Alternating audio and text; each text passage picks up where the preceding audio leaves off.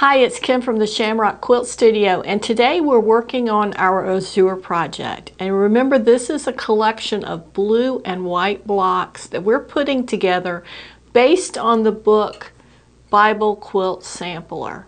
Now, the thing about today's video is instead of covering how to construct one block, I'm actually going to tell you about 3 blocks today. So join us right after this and we'll get started.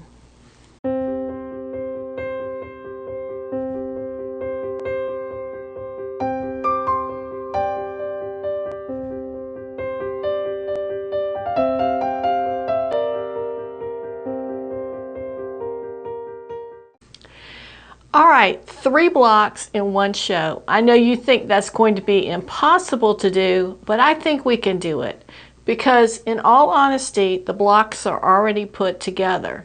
These are what I'm calling my missing blocks. And what's missing about them is the video, because when I originally put the blocks together, something happened with the video. It happened on 3 separate occasions, which is very, very unusual. And in some cases when that might happen, I would go back and remake the blocks. But I've decided that since we had 3, we're just going to let it go. And I'm just going to cover these blocks with you and talk a little bit about how I decided on the colors and how they were put together. Because with all of these foundation paper piece blocks, they're all put together virtually the same way. So I think having covered so many, I think for these 3, we can adequately cover them in just a discussion of the blocks. So let's start with the first one, number 6, beggar's block.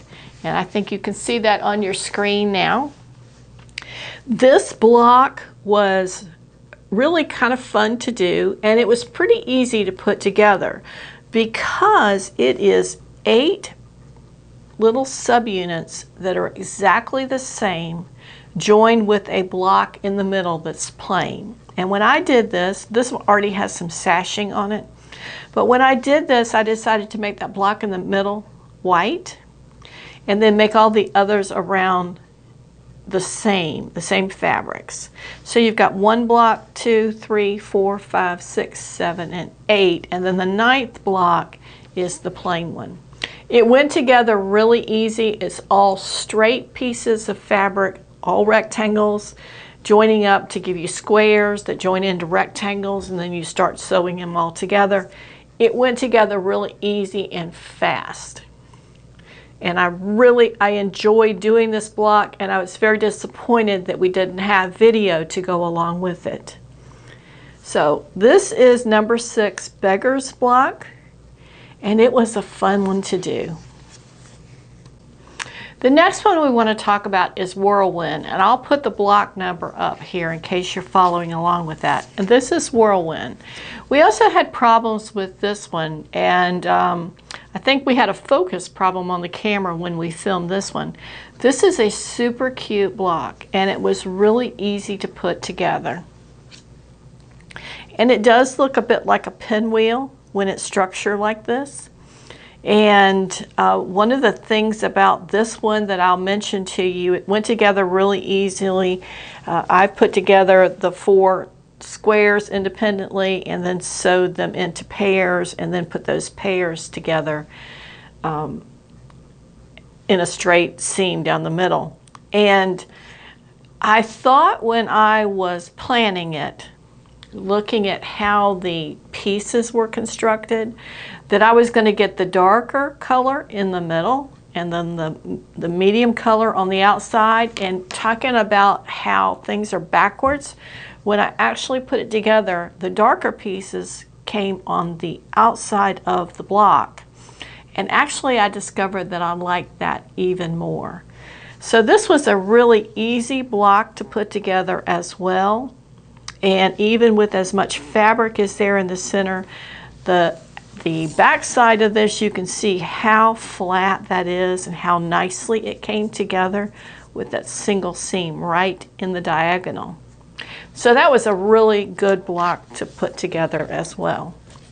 Now I know I said I had 3, but there's one more that I want to cover.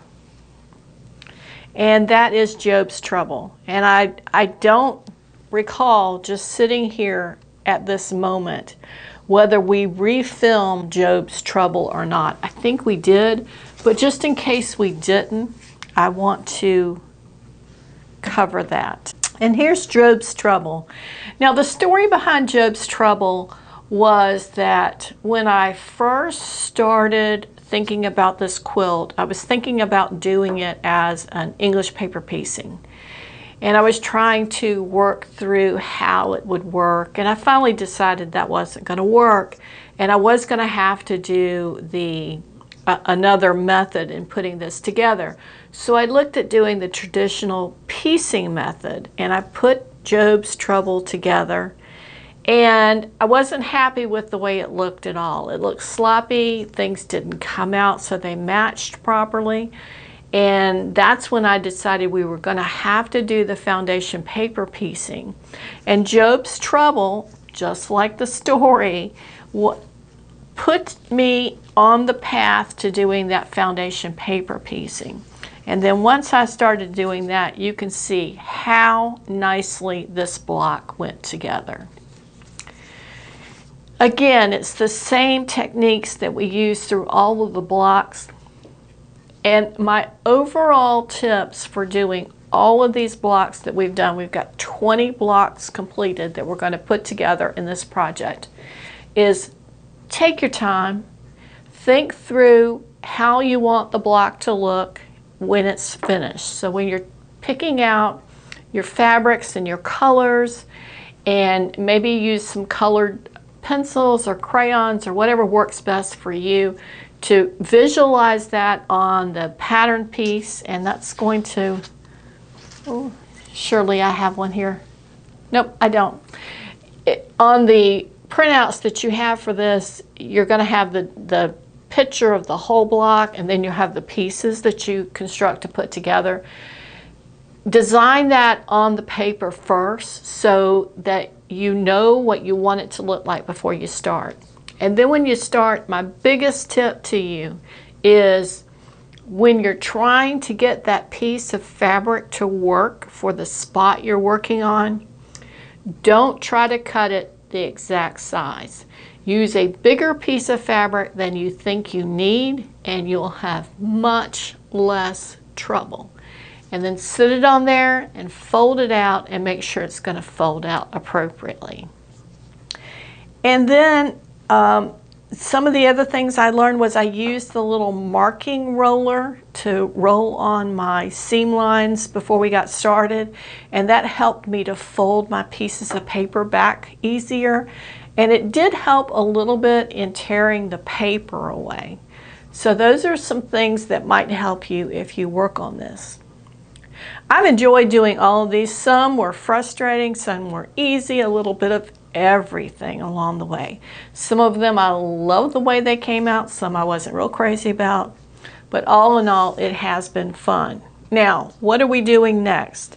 Next, we're working on sashing, and actually that's what I'm doing in the studio today, is working on sashing.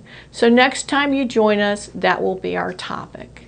Thanks so much for joining me today. If you liked the information that you received, or you just like hanging out with us, give us a thumbs up. Be sure to subscribe to the channel and invite your friends to join us. And as always, we'll see you next week at the Shamrock Quilt Studio. Bye.